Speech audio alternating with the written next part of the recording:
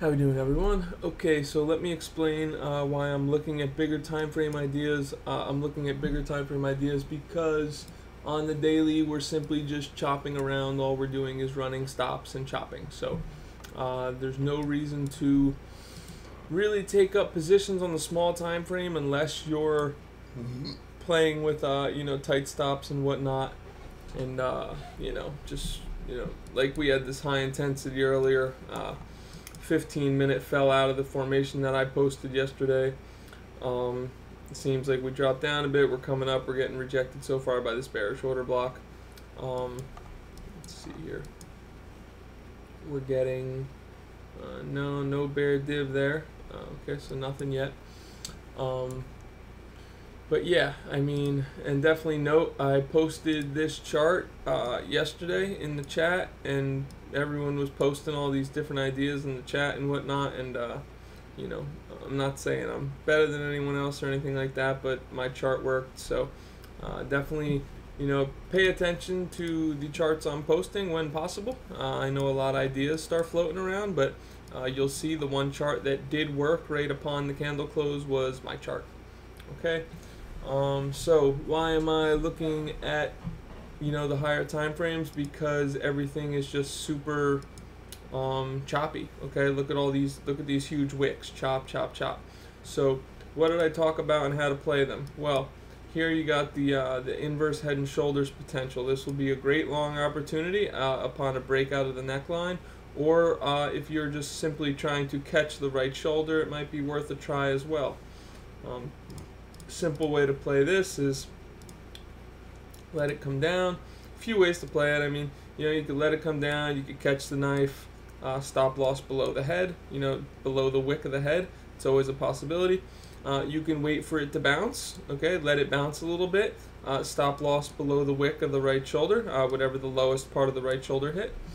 Or you can let it play out fully, let it come up, and then play the breakout of the neckline, okay?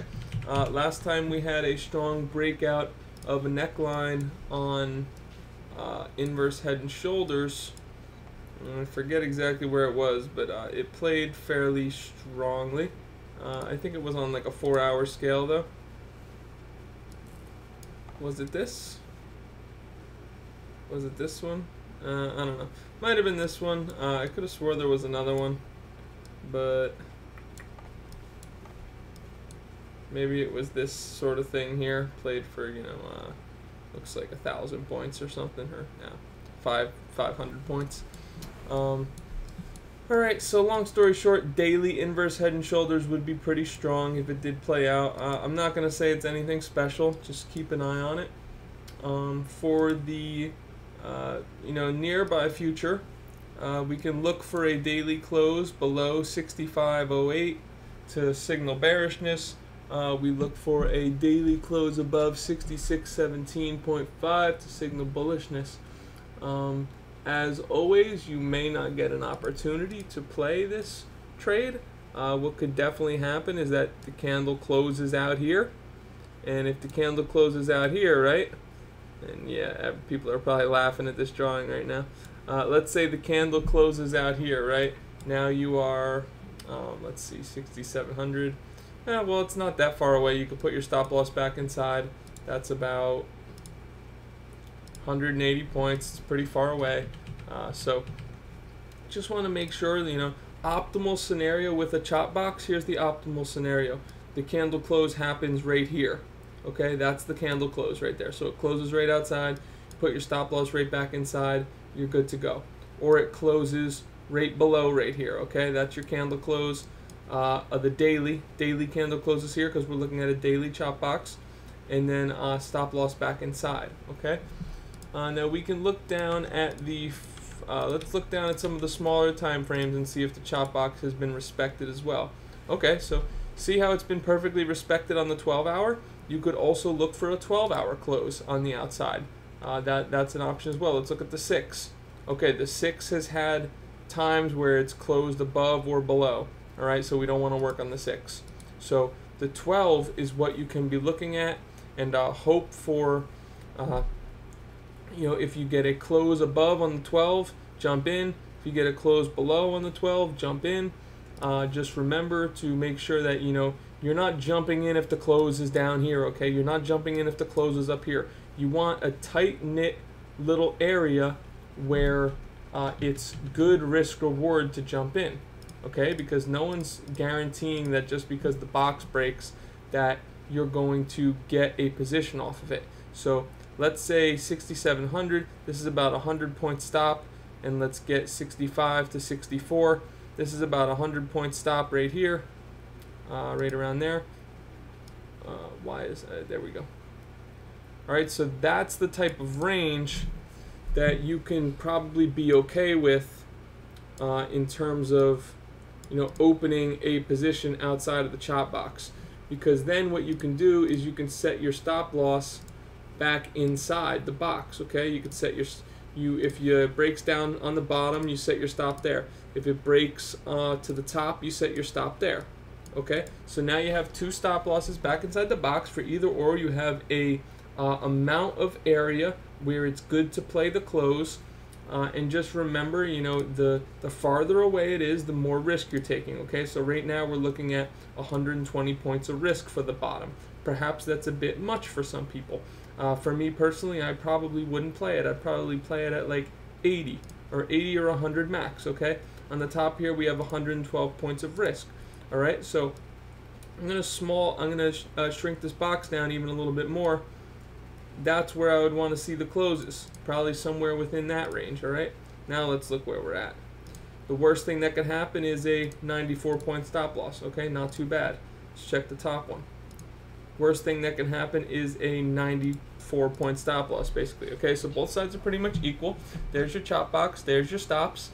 That's how I would play the chop box play, and I would look at the 12-hour time frame. Why would I look at the 12-hour time frame? Because look, we've never had a close on the outside. It's that simple with all the high intensities and stuff. Even though this isn't a high intensity play, but it's the same explanation. Okay, look at the 6-hour. There's been closes on the outside. There's been closes on the outside. So we're not going to use the 6-hour. We're going to use the 12-hour. Now, if you jump in on the 12-hour, guess what? You might be getting a better entry. But is it more risky than jumping in on the 1 day? Yes, of course. It's riskier than jumping in on the 1 day because the higher time frame is always going to be able to give you more confidence. But if you wait on the 1 day, guess what might happen? The 12-hour might close here. All right, so the 12-hour closes here, and you could have had a great entry if you were willing to risk it. But guess what? Guess where the 1 day closes? The 1 day closes all the way down here. You can't jump in from there and have a 400-point stop loss or something. That's insane. Okay, so that's how it works with all those type of high intensities, chop boxes. When you're looking at candle closes, you have to understand the higher the close, the more confidence you can have. But sometimes you might miss the play completely if you're not willing to take a little bit of risk. Okay, I think that's really all I needed to talk about. Head and shoulders, chop box. This is not applicable at the moment. We're getting rejected here so far on the small time frame. Could be seen as bearish so far. Like I said, I had a feeling earlier, and I said this, that it felt like 5,800 buyers were trying to, the whales from down here were trying to protect their buys. It seems like this, this price action is just being supported and supported and supported, but it could also be just them already distributing or something, or doing distribution. So I'm not really one to be excited about this small time frame right now personally. I just can't see it. I mean, I see stuff like this, like look at this absolute insanity of wicks right here. I'm happy I slept through this. There are no trades when you're seeing something like that. It's too crazy. All right, the only trade there was when you saw that, I mean, obviously we do have 15 candle closes out here beforehand, right? But at the same time, you have to understand, if you want to take the risk is still available to you to play like a high intensity like that, okay? There hadn't been a candle close on the outside for the past 3 days or something like that, okay? So there wasn't a close out there for more than 3 days and 8 hours. And then what you saw here was a close on the outside. You jumped in on the close, and there was your drop, okay? But besides that, there hasn't really been anything that looks too good on the smaller time frame. Most of it just looks very choppy, very ugly, not seeing any clear signs. I mean, we have a nice little rejection here from this sort of bearish order block, if that's what we want to call it. It's sort of more smaller, on the smaller side. It's not like something that's super strong, but we could see how it supported all this price action right here on the 4 hour, and now it's starting to reject this price action. So once again, a order block or a area of support has now turned into an area of resistance. Okay, so that's what I see on the small time frame. The more important things that I'm looking for, though, are the chop box play and the inverse head and shoulders at the moment, because the small time frame is looking quite rough to trade.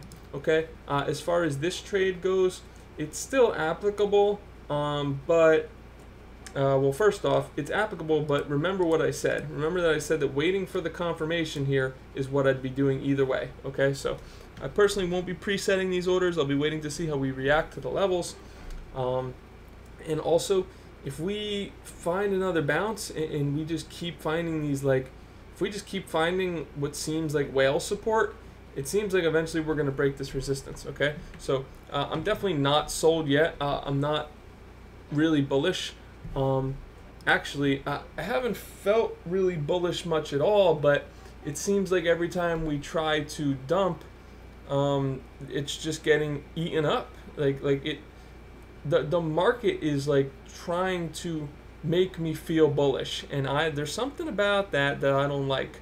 All right, it's giving me like a vibe or something that this could be like some type of a trap or something. Like we could possibly even go up to try to test like 7K or even break 7K, and it could be a trap. So more to come on that. I'm not going to get at it all crazy yet, but I'm just saying something feels weird. All right. And when the whole thing started off some bullshit, whole thing started off like a short squeeze, and then your tether tweet or whatever it was, when that's how your pump starts, and it's obviously insider money, whale money and whatnot who started the trend, you got to be a little bit suspicious. But no need to tinfoil hat just yet. There are trade opportunities in front of us. Primarily being that chop box one. That's the one I would be keeping an eye on the most on the 12 hour. Okay, thank you very much, everybody, and have a great day.